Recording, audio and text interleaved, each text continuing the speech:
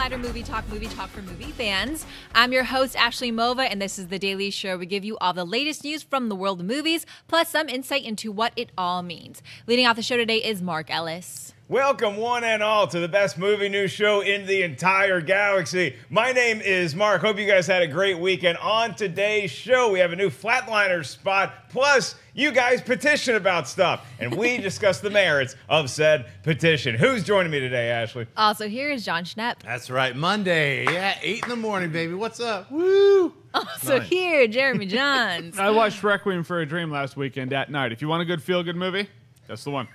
Also here, Kristian Harloff. It's definitely not 8 in the morning because I wouldn't be here. It's 9, and I'm happy about it. Wait, welcome back.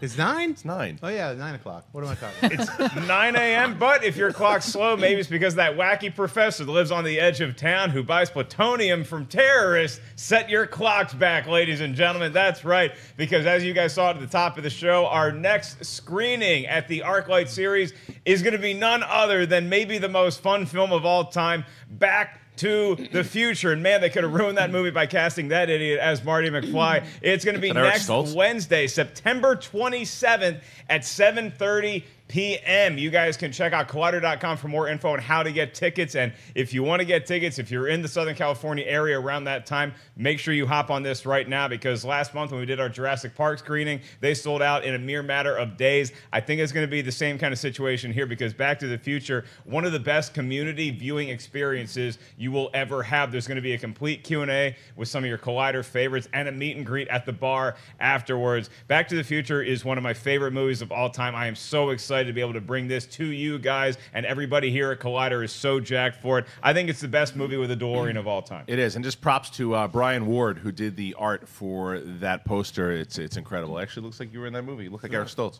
Oh my God, yeah. I think I could have done like a Stoltz version of the role, you know? And then they bring in Michael J. Fox, and he's pretty one of a kind. So we are looking forward to that. Like I said, go to Collider.com for more info on how to get your tickets.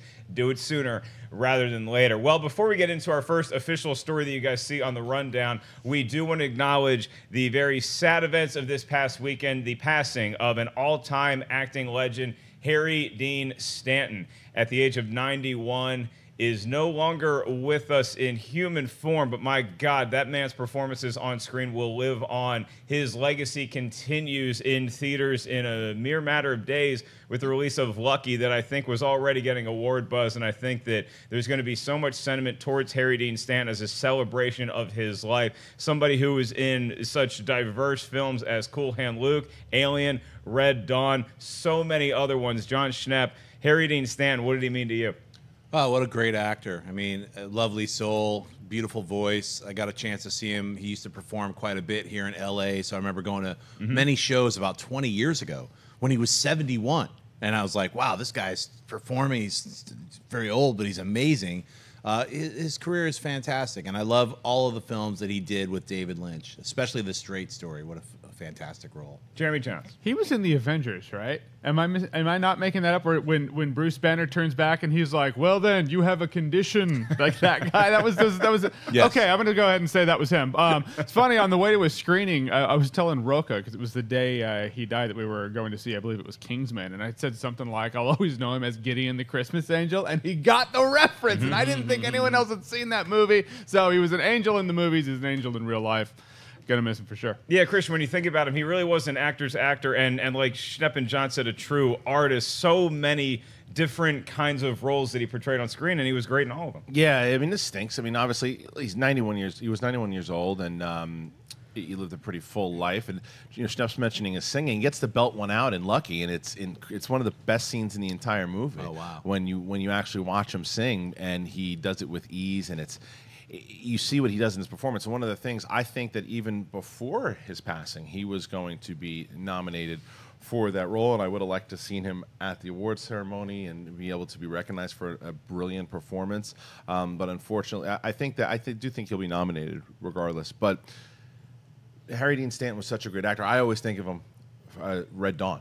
I always think, avenge me, boys, avenge me. And to show what kind of an actor is, he's in it for maybe one scene, but you remember that. And even when I was reading about his stuff, like all his accolades, they mentioned that movie. And it's like he's in it for 2 seconds, but he was so powerful in everything that he did, and the way that he brought in, sometimes very subtle, but yet it was very powerful. And he does that in Lucky.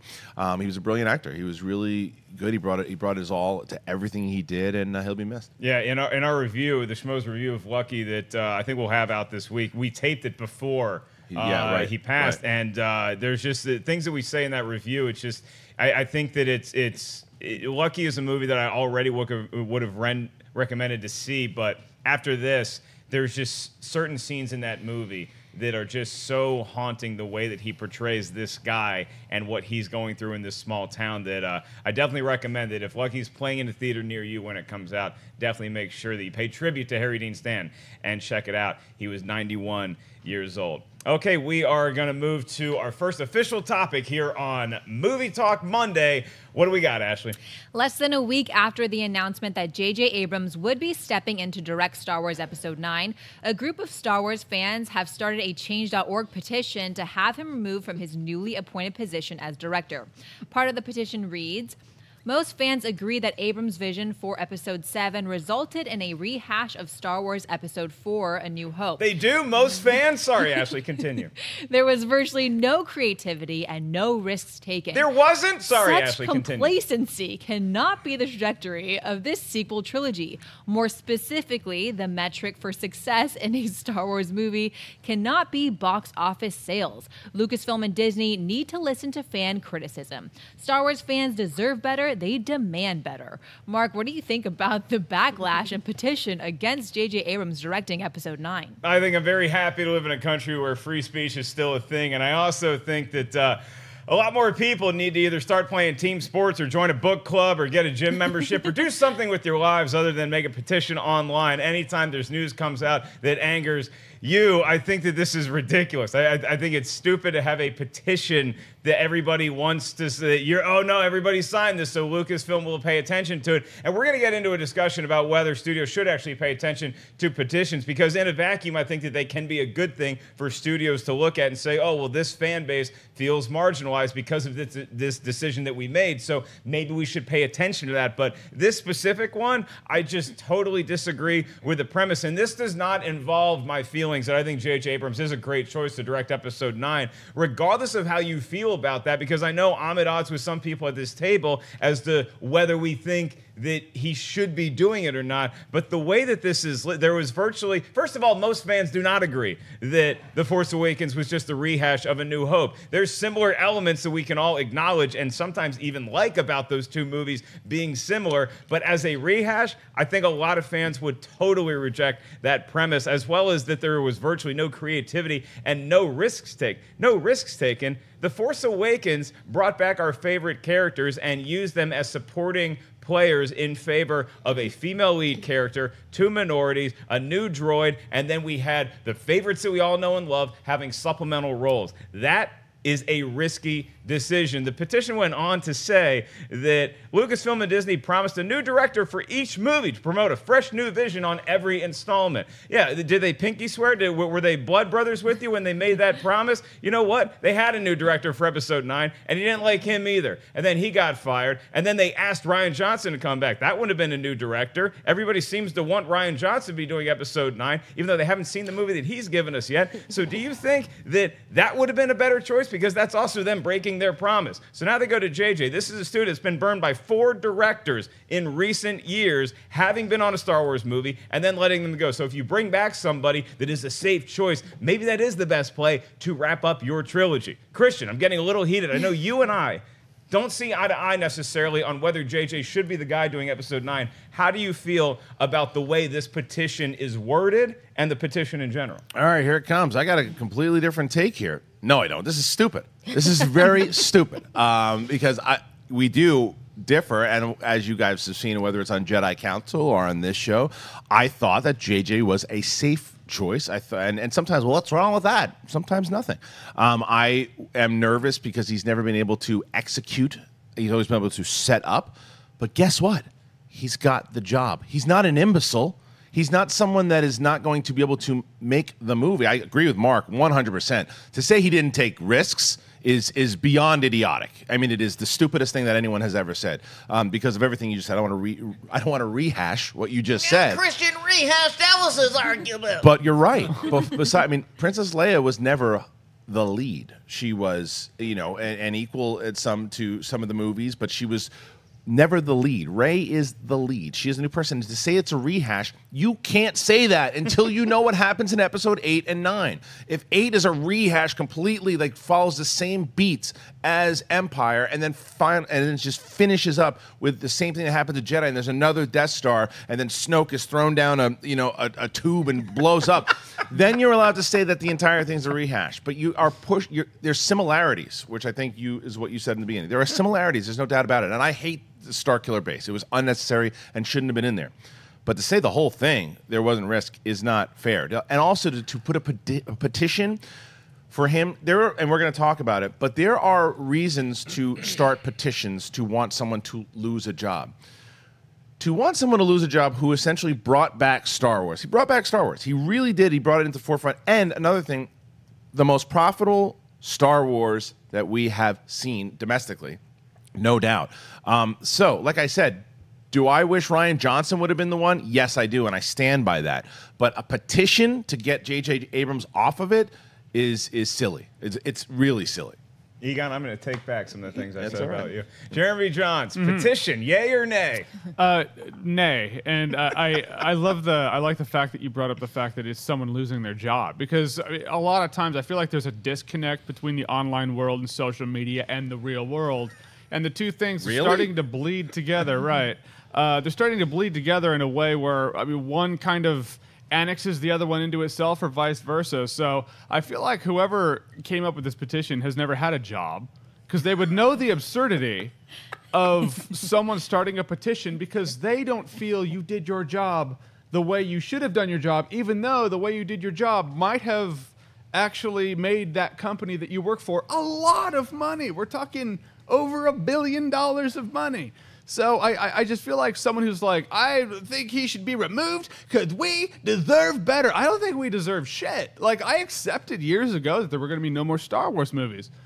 So the fact that there are new Star Wars movies, I think that's a great thing. And like Kristian said, it's because of JJ Abrams and what he did that we actually, Star Wars got a bit of CPR, and now we have Star Wars movies. So the reason you have this thing to so completely hold on to is because of what Abrams did. You might not like everything he did. I don't think anyone likes everything in The Force Awakens. There's always going to be a Rathtar scene. It's in there, and there's no undoing the Rathtar. That was a good scene. It just was not. Conja Club. So I just feel like there's a huge disconnect between people and them shouting, and then people actually going, I'm going to get this guy fired. And the argument could be like, well, he's a millionaire. He'll be fine. You don't know that. Walk in his shoes. I'm just saying, it's about as effective as going, I don't like this, retweet if you agree. That's fine. But to start a whole petition about it, I just think it's absurd. I'm glad you bring up the potential disconnect that sometimes exists between the internet and comment culture versus the real world where people's lives and careers are on the line here. Jon Schnepp, how do you feel about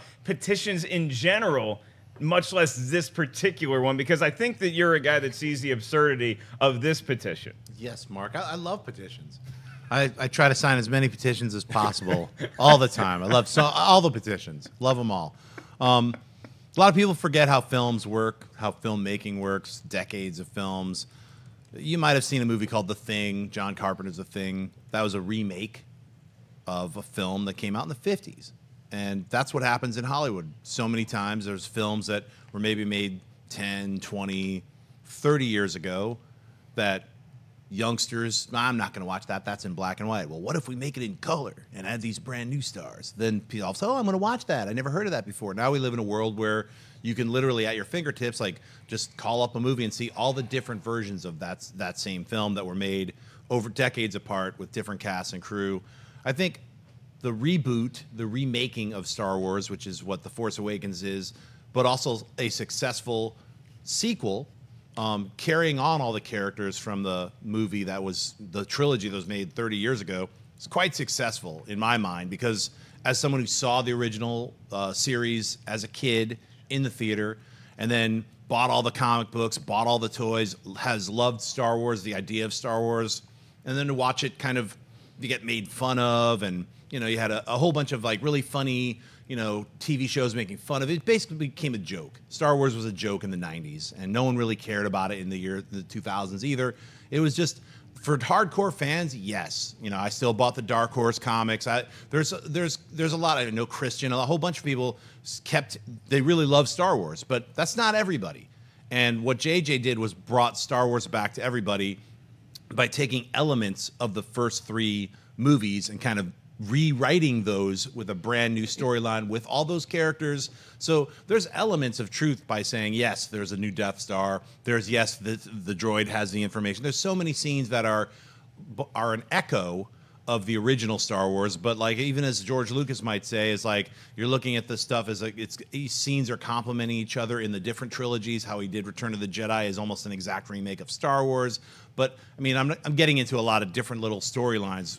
Petition, I think, is to petition JJ Abrams to not direct the 3rd movie is laughable. So I would rather not even, talk about whether I care yay or nay. It's just silly. Yeah, I mean, Kristian, the first time that I really heard about fans petitioning like a movie studio for change is when Ben Affleck was cast as Batman. And there I was just like, look, pump the brakes and let's see, because I was excited about that decision too. Maybe I just look at this glass as being half full, but you also have the guy who started a petition last year about how Rotten Tomatoes should be fired, and which doesn't really make sense if you think about it. But I think even that person regretted the fact that it got so big. So do you see a circumstance where we could have a petition actually affect some good change in the movie industry? Yes, I do, but not like this. Not Ben Affleck shouldn't be Batman or JJ shouldn't do Star Wars. Someone sexual assaults someone and then they get a job, and then there's a petition to not have that person doing the job, and it benefits with them getting removed, then I'm okay with that. Worked very recently, my man. I will also tell you that when Mel Gibson got Suicide Squad and there was a petition from certain groups to not have him do it, I certainly think that there's certain times, whether it's Mel Gibson or somebody else, depending on how they present themselves, should they be forgiven? They should have an opportunity. Maybe, maybe not. But I also understand the petition to try to get him removed by certain groups that maybe think that he's gone too far. And maybe I'm just using him as a particular example. There are other people, Roman Polanski, if he was to do something and people were having a petition against him, there are certain times I understand when petitions are out there and there are certain groups that may have affected you or someone else, things that have happened to, like if Chris Brown does something big and he gets cast in a role, and then someone starts petitioning that he should not be cast because of this, and not to reward him. I understand those petitions. A petition because you don't feel like he's going to be the right Star Wars director as a Star Wars fan, shut up. It's a very nice exclamation point on this conversation. According to Wendy Lee, the news desk, like 17 people have signed the petition. So I think it made such big waves over the weekend on social media. Yeah. Just because I think it's still worth talking about. I know it's like, oh, why do you guys even acknowledge something like this? It's so small. I think that it's become part of the culture now where if you see something that you don't creatively agree with, you have the right to call for people's heads and say that, oh, this person should be fired. And just remember that everybody, even if you're from some dark dungeon basement that has an internet connection, you can still have reverberations that go beyond what you thought your reach might be. So everybody has great power now, and with great power comes great responsibility. Speaking of which, Ashley, our next story might cause a fan petition from some people when they hear that Halloween is getting rebooted, but it looks like we're doing it in the right way. So tell us about this. Blumhouse Productions announced Friday that Jamie Lee Curtis has signed on to appear in the new Halloween reboot/sequel as her original character, Laurie Strode,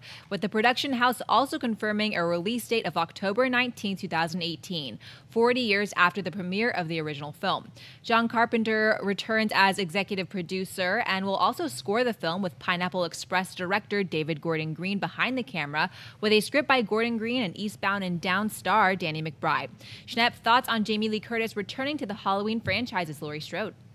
It's great news. Such fantastic news. And I love that it's they're going from Halloween, Halloween 2, and then straight into this, and kind of disregarding all of the sequels, including Jamie Lee Curtis's like H2O and all these other films. Why not? It's worked for some films. It hasn't worked for other films. That Danny McBride and David Gordon Green, I just watched Vice Principals, the second season, yesterday. Those guys are geniuses. and they're also horror fans, so I know that they're going to do the right thing with this material. The only bummer for me is that it's next year. I wish it was coming out this year. I wish it was coming out. I got to wait a whole year. I can't wait. I think it's great news, and I'm really happy to see Jamie Lee Curtis back. She was great in Scream Queens. She's an amazing actress. Well, that is music to my ears, because knowing what a big horror fan you are, what a big horror fan Mark Riley is, who wrote up this story and gave us the show notes, it's, you know, the fact that it's a soft reboot, I think, might cause some sort of fan conflict, Jeremy, because a lot of times, especially horror fans, they really want to treat everything that has happened as canon, and when you get rid of some of it, but you keep the other ones, it's almost like you're cheating the process. But I think that if this gives you a better product, which is what Halloween and really these horror remakes, reboots could definitely use, is a good story like this. I think this is all really good news. I love that promo shot that they put out. I love the fact that John Carpenter is not just an executive producer in name. It really seems like he's actually involved in how this project is going to go down. And I totally agree with Schnepp that the filmmakers they have on board. You hear Danny McBride and you think, oh, well, what's the comedic spin on this going to be? I think that he's a fan of this, and I think that they are going to treat it with the respect, the reverence that it deserves, and we could get something pretty interesting here. All of a sudden, I'm a little excited about Halloween. Well, I hope it all works out. I agree with you that if there's a genre that could use a good magical touch, but also there's no continuity whatsoever, it's the horror movie genre. I feel like all of these stars have a line for Halloween H2O also. Was Carpenter a producer on that one? I feel like he was, and Jamie Lee Curtis returned on that one. Yep. So I feel like we've seen all this before, so I guess if you liked Halloween H2O, you're going to get it again. And if you didn't, then you probably shouldn't watch this. If you like getting excited to see Halloween H2O. Yeah, right. I mean, because I feel like all of this happened 20 years ago, but it was like we got John Carpenter back, we have Jamie Lee Curtis back. There's no social media, so people don't really know, but you got that trailer. And so now that there's social media, I feel like it's the same thing where John Carpenter's coming back to produce and Jamie Lee Curtis is here, and it's called Halloween H2O2. I like that. Oh, you like that? I like that a lot. Yeah, Halloween Oxygen. Kristian, David Gordon Green and Danny McBride pitched their idea for this soft reboot personally to John Carpenter. Now, I know you're a huge fan of Halloween 3 Season of the Witch, so how does this treat you? Didn't even know that was a film. Look, it's funny hearing Schnepp talk about it, and as I knew the story, it makes sense if you want to do it this way, because I like the idea that you're basically saying, no, those other silly things don't really exist, but we're going to take, because you look at it like a comic book, if you will, and it's just like an alternate timeline issue. Sure. Is really kind of what it is. And I think that if you put it together with Jamie Lee Curtis coming back, you bring some validity to it. You have it's very similar to what Coogler did with Creed, where he pitched it to Stallone, who the franchise was pretty much wrapped up with Rocky Balboa, and then they were able to they rebooted Rocky, with a new chapter in Rocky's life. And now they do this particular thing. They want to tell that story. It's very similar to what I thought they were going to do with Blomkamp's Alien, where they was going to take place after Aliens, but we never saw that. So and Danny McBride being in this doesn't concern me at all because of Alien Resurrection. He was fantastic in that film. Covenant. Excuse me. Dear Covenant. God. Covenant. I know. Sorry. I was thinking Fincher. But Fincher did 3. He didn't even do Resurrection. Who gives a shit? Petition, Kristian shouldn't talk about aliens. I can't believe that he's the commissioner of the Slowdown. He got the alien Unbelievable. You get the point, though. She's back. Good. Just don't bring any yogurt on set. You talked about a horror movie. Congratulations, Stop touching buddy. me. Oh, my God. All right. We're going to go to the box office now. Let's go to the weekend box office while Kristian and I finish this fight. It's Monday, which means it's time for the weekend box office report. WB and New Line's It easily took the #1 spot in its second weekend in release, dropping only 51% and taking in an estimated $60 million. Its domestic total now stands at $218.7 million after just 10 days in release. American Assassin took the #2 spot with an estimated $14.8 million. Darren Aronofsky's Mother took the #3 spot with a disappointing $7.5 million and receiving a F Cinema score from opening day audiences. Reese Witherspoon's Home Again took the #4 spot, dropping only 38% and taking in an estimated $5.3 million in its second weekend of release. And rounding out the top 5 was Lionsgate's The Hitmans Bodyguard, taking in an estimated $3.55 million, with a domestic total now at $70.3 million. Kristian, thoughts on this weekend's box office report? Well, I was right. It made $60 million. Just did it on his second week. What a beast of a movie that thing is. It's definitely going to be the highest grossing horror film of all time. And to be quite honest, I think it deserves to be. It's a universal film, meaning it's not just built for horror fans. It's built for movie fans. And it's always good when you see a movie like that is doing well and that audiences are responding to. Bless you. I think that it is a movie that I'm excited to see again. And yeah, I'm very happy that it is continuing to make money. Now, Mother is the controversial subject here because at 7.5, being Jennifer Lawrence's lowest rated film, Aronofsky not having, for a pretty celebrated director to have a opening like that, not great. But this goes to a point that I was trying to make over in our review that we had done. This movie was deceiving in its marketing. It was very deceiving in its marketing. It was pitched as a horror thriller. It was pitched as something that was going to be almost like a Rosemary's Baby or something kind of around those lines that was going to just knock people. You'll never forget where you were when you saw Mother. But yes, but in a completely different way. I said that what this movie is, when you dissect it for what it is, it could be, and I would understand if someone called this a brilliant film in a certain way. But it should be shown in film schools. It should be shown. You shouldn't charge people in a large market for this movie because it's not for everyone, and that speaks for why.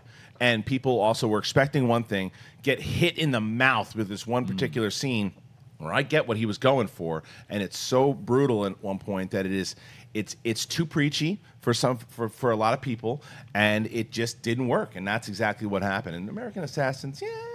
I mean, I think you can charge people to see Mother in theaters, but I agree with your point that the studio charging people is one thing. The way the studio marketed this movie was they allowed Aronofsky to make the exact movie he wanted to, but then the studio took that and decided to market it as a straight horror flick, which it wasn't, which I agree with you is deceiving, and that's why you get an F cinema score, is because that's the audience's reaction to seeing a movie in the same way that It Comes at Night didn't have a good cinema score. It's a really good movie, but that was sold as something else. It's a lot like Shyamalan's The Village, where it's marketed as a straight horror movie, so you go to see that, and a lot of audiences are expecting that. They're expecting jump scares. They're expecting, oh no, a twist at the end, and then this thing pops out of the basement. That is not at all what you get with Mother. Now, I do applaud the effort that Aronofsky and everybody made, and I gave the movie a fresh review. The studio had something very interesting to say this weekend because they acknowledge all the criticism it's getting. They said that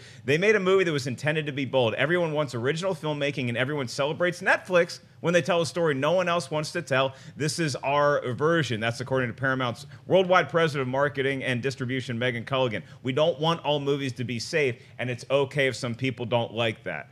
I agree with that sentiment, but I also agree with Kristian where Paramount and their marketing team sold this movie as something very different than what you ended up getting. Now, I know that some of those trailers they cut together gave us a hint that this is going to be something different and that this is not going to be a straight horror movie, but I don't think that they showed us enough to have just general audiences go in and get something vastly different than what they wanted. I like the movie. I like the effort. And by the way, Netflix makes original content, but they also give us stuff that we know we want to watch, and we pay like $8 a month for it. So it's a little bit different there, but I see where you're going for. I applaud the effort, if nothing else. Jeremy, it crushed. It did crush. I feel all right. Let's talk about American Assassin for a second because it's going to get sandwiched in between the two stories here. So, American Assassin, you were good for 1/3 to 1/2 of a movie, and I applaud you for that 1/3 to 1/2. Okay, so I found it really funny that it, in its second weekend, made as much as it was projected to make in its first weekend. I agree with Kristian. This is going to be a monster horror movie. I feel like we're going to see an influx of more horror movies because of it that will completely miss the point of what it was, because it is not a horror movie. It's just a good movie that happens to have horror element in there, in that it's very Stephen King. You totally see the Stephen King-isms coming through the screen. So it was handled as well as I could ever conceive an It movie being handled. Mother, I agree that the marketing for Mother was absolutely misleading. It's one thing people don't like. It's being lied to. It's just the way people are. If people hear, hey, the trailer was completely misrepresenting the movie as a whole, people immediately are like, whatever, I'm out. I'm sick and tired of this shit. They've gotten it 100 times before, so I totally get it. But the movie itself, the film itself, I personally loved, and I've loved more that I've thought about. I actually was texting my friends over the weekend about Mother because they saw it, they liked it. So he and I were going back and forth. It was the way I can describe at least my experience with Mother is that I was at like the right mind place at the right time to get everything that was trying to be said. Now, I'm not going to say if you didn't like Mother, I'm not going to be condescending and be like, well, you just didn't get it, because I've been on the other receiving end of that argument. It's condescending as fuck. It's stupid, so don't ever have that argument, so I'm not going to give you that. I'm just saying I was just in the headspace to appreciate what he was telling. It is completely different. There is validity to the argument of, well, if you guys say you want new original movies, well, here's one, and you don't watch that, we're probably going to get a lot less of them because that's not what sells, you know? So at least movies like that will get a lower budget. And I feel like he could have done this movie on a lower budget than Mother actually was. But in the end, for Mother, it's one of the more unique and interesting experiences that I saw. It actually made me go back and watch Requiem for a Dream this last weekend, like I said. So I'm on a kind of an Aronofsky kick right now, and it kind of put him in the forefront of, after Noah, which I enjoyed, but it wasn't an Aronofsky film. This one put Aronofsky back on the, oh yeah, you're a director I look for, and I look forward to your stuff. So that's my take on Mother. I really loved it. Yeah, half the $35 million budget of Mother was spent on extras who signed up to do some really, really weird stuff on camera. Jon Schnepp, your take on it crushing it, Mother not so much. My take is like the Hitman's Bodyguard is still in this top 5. I'm like, everybody on this panel. It was number 1 for 3 weeks in a I row. know, but everyone I know is like, it's garbage, don't see it, I hated it, and it's fucking in the top 5 for like 8 weeks or whatever. It's been like, all I ever see is the Hitman's Bodyguard. $70 million. $70 million domestic. All right, love Bodyguard. Mother. I can't wait to see it. I actually like Noah as well. I mean, that movie's a freaky, weird, experimental $60 million movie where there's like rock creatures walking around. Like, if you haven't seen Mother, there's like an entire 3-minute, like the dawn of life. You mean like Noah? where you, yeah, where like, I'm sorry, Noah, where it's like, you know, go like stop motion animation. I mean, it's really, you got to just like, I kind of look at, when I go see an Aronofsky movie, I'm like taking off a lot of the I don't even care if it's a story I want to see when he's, you know, I kind of like go in with a lot more open-minded, you know, my mind is open to it. Now, you guys are saying that the trailers, they're promising, is it a horror movie or not? No, Just answer me that. I don't consider it a horror movie at all. I think the trailers were somewhat misleading. I think that when you see the trailer that Aronofsky put together, I think the first teaser one is the most accurate representation of what Mother is. Is that a lot of times we see these images and our minds will assume it's a horror movie. But I think that especially the TV spots for this movie, the last trailer we saw for this movie, tried to spin it more as like you're going to get in the theater and if you liked it, you're going to get really scared by this too. They're playing off the and it's not that kind of that movie. was definitely going to come. And I think that what it is that it's not a matter of the original movie, because it is original for sure. I mean, The Nice Guys was an original movie and no one saw it. I agree that people aren't seeing original movies, and they should. My big thing is that when you market it as if it's this, again, horror film, if like A24 would have done this movie and it was like pitched as like a small independent film, you go to see those small independent films not knowing what you're going to get and expecting a movie like this. And for people out there, when you get, oh, they just didn't understand what it meant, I got every bit of the symbolism. I got every bit of what he was going for. In that aspect, I dug and I understood. I mean, the scene I thought was unnecessary, and I didn't think they needed to have it in there. Again, knew what he was going for, but thought it was a bit over the top. But that's his right as a filmmaker to do what he wants to do. My thing was, again, how the movie of what you're going to try to sell the audience of, and then what that is. That's why people are complaining about the original thing. It's not the original movie we thought we were going to get. Right. And that's not fair to audiences. So I understand why it has an F score. Wow, I wonder how you would cut a trailer for it then. Once I see it, I guess That's I'll a really good question, because I have no idea how you would cut a trailer for this movie. I really don't know what the story is yet. So, you know, I was like, oh, it's got to be like a mixture of Rosemary's Baby and The Sentinel, and I'm hearing it's not.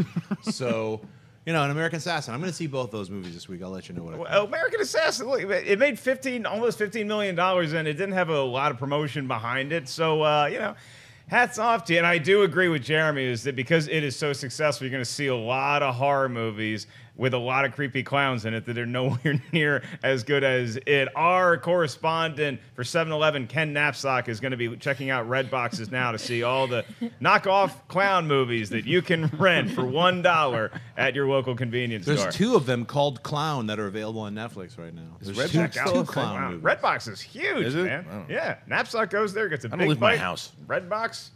You got a lot of stuff. That, Yeah, I do. You got a developing thing. You're absolutely right. All right, let's move on to buy or sell. This is the part of the show. Ashley's going to give us a premise. We'll say whether we buy it or sell it. Get out clean. What do we got?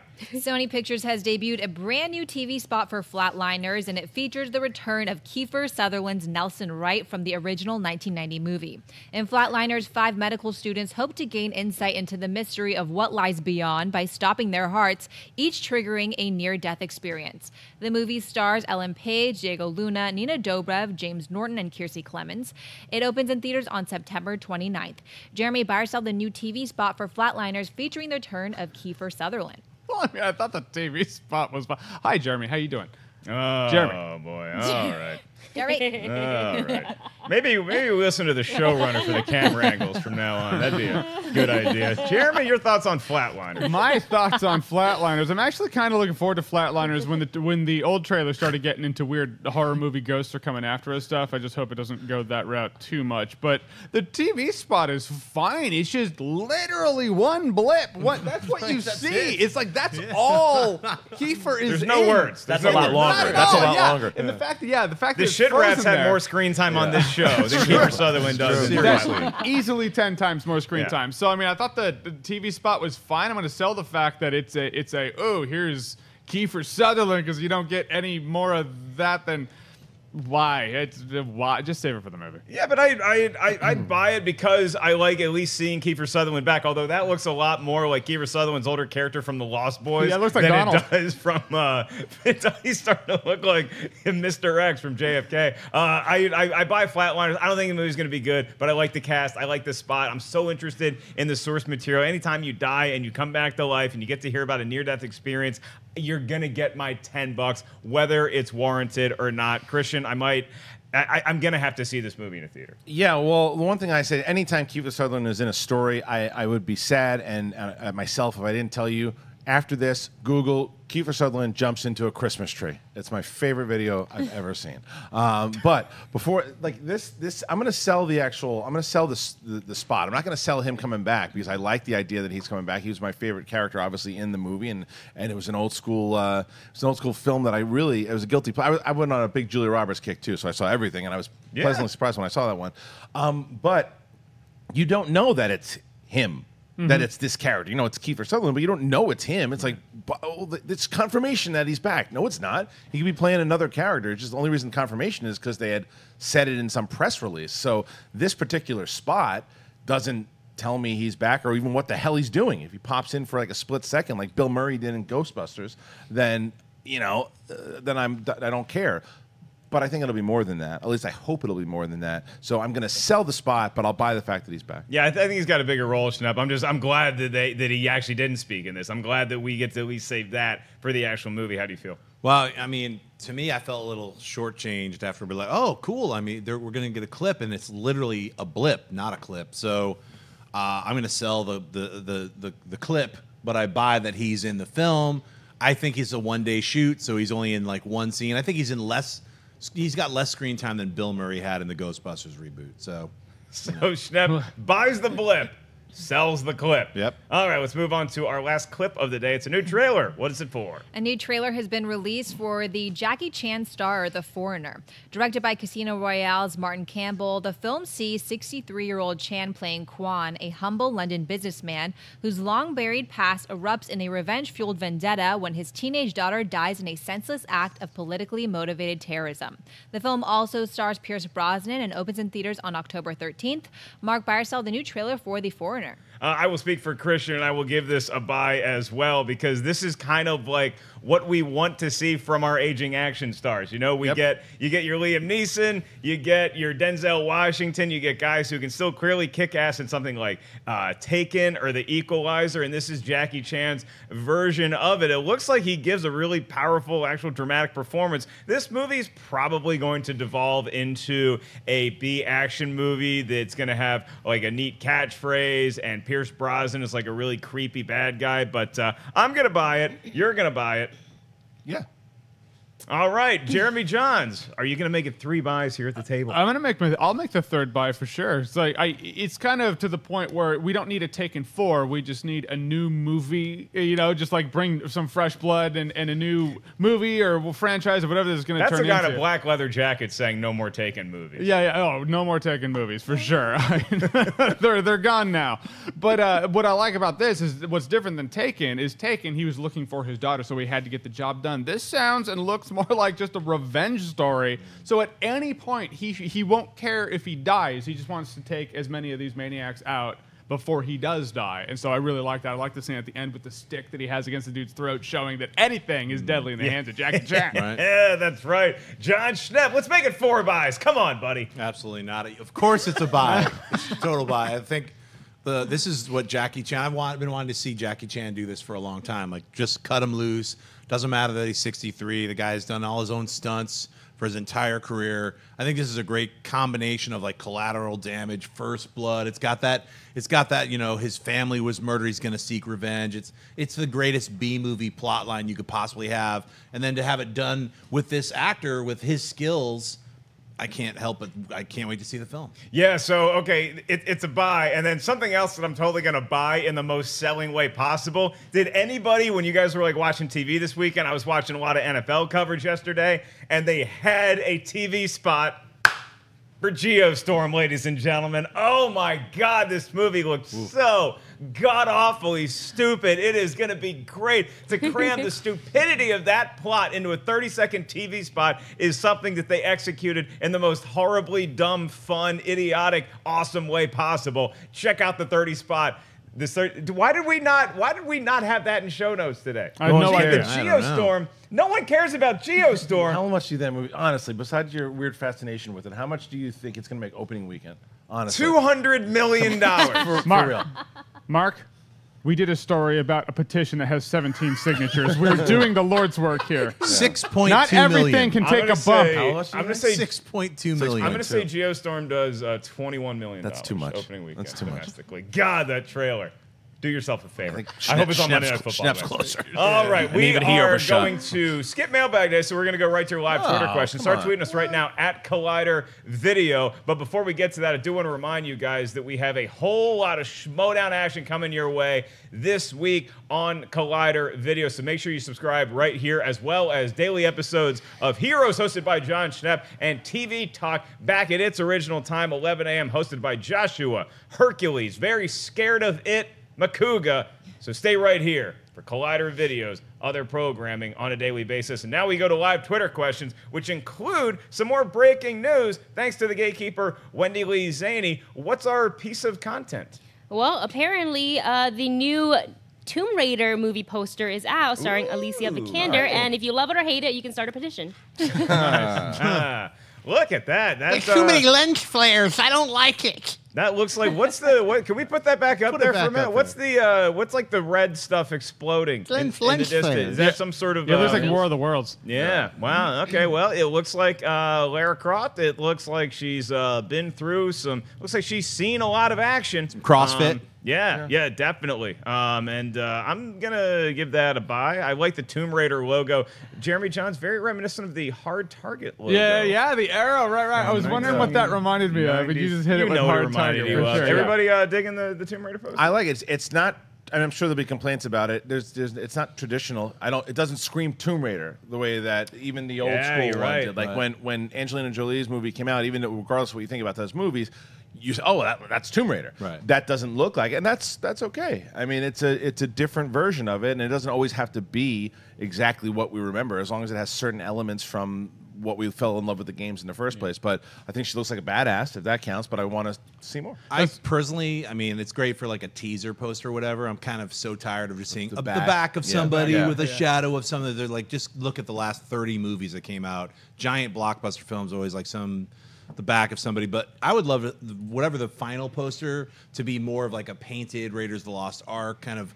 Go back to the way posters used to be awesome. So, I'll buy this temporarily. You don't want a generic pyramid of busts? That's or right. just a generic pyramid of from here to here, just there. They get smaller as you go down. You don't want that? Yeah, of course. That's weird. Hell no. It's better than just face. Yeah, Right. I give you that. I think it's unfair to say that the Tomb Raider poster is not as good as what our man Brian Ward would have done, because very rarely do you get a poster that's as good as what Brian Ward can do. That man is magic on a canvas. I will say, as much as the stuff we were talking about with Mother, when you look at the actual poster for Mother, it is a brilliant poster. There's multiple posters that are beautiful. There's But that one behind you, one. that one, Yeah, that's one the, right there. that is the movie. Okay. That is the movie itself, and it tells you in the poster. I thought that's a brilliant poster, regardless of how divisive the movie actually is. Right. That is a brilliant poster. Wow. All right, let's move on to one more brilliant, we hope, Twitter question and call it a day. What do we got, Wendy? This one comes from Greg, who writes, what is a movie's official release date? Is it the limited release, wide release, or the premiere date? Thanks and love the show.